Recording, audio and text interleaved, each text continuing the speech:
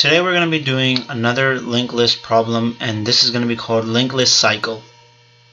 Let's go into this problem and read what it's about. So let me cross this old one. And this one's saying linked list cycle. Given head, the head of a linked list, determine if the linked list has a cycle in it. There's a cycle in a linked list if there is some node in the list that can be reached again by continuously following the next pointer. Okay? Internally, POS is used to denote the index of the node that tail's next pointer is connected to. Note that POS is not passed as a parameter.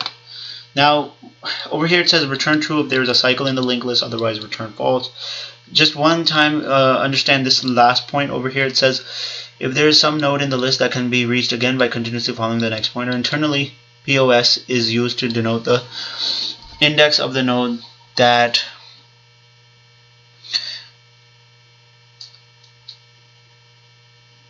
tail's next pointer is connected to.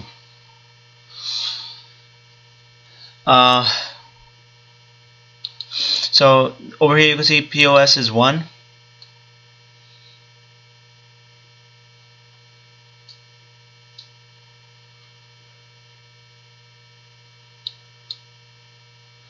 Exactly.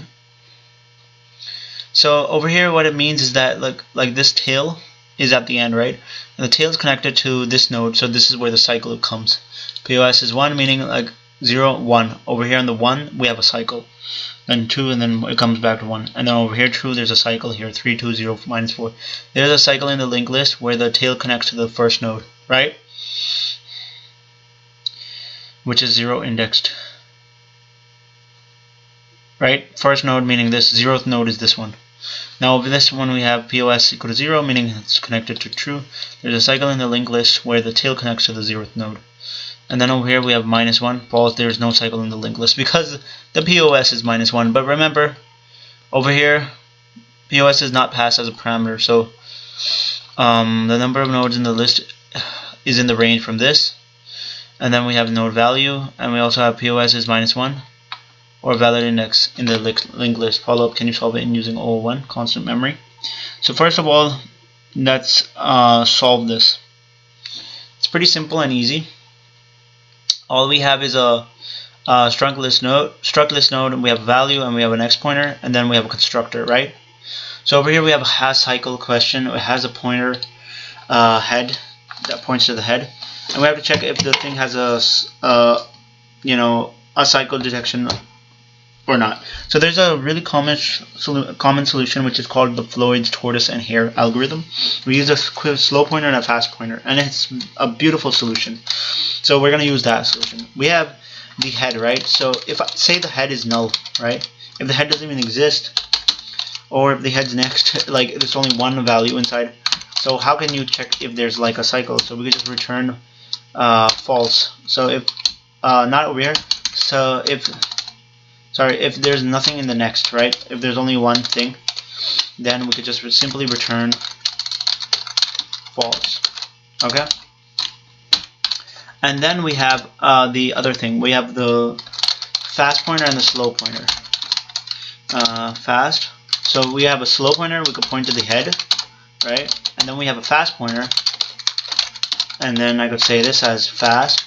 We could point it to the heads next, like this. Okay, one step higher.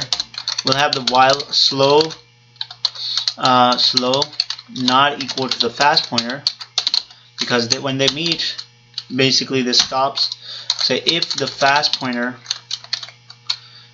is an empty thing, or if the fast is next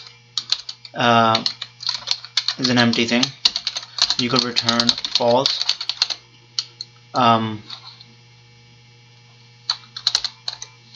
And then we have the slow, which has to traverse to slow, arrow next. And then we have fast, points to the fast, arrow next, arrow next.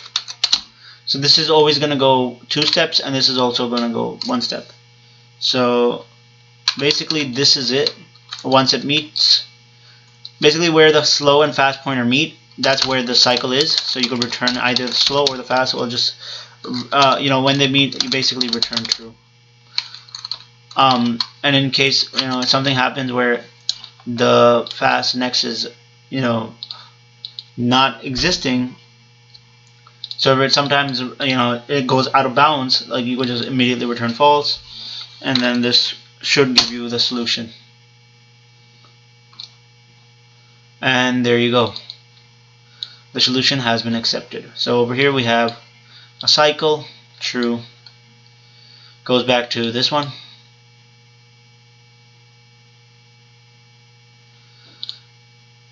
We have no cycle here.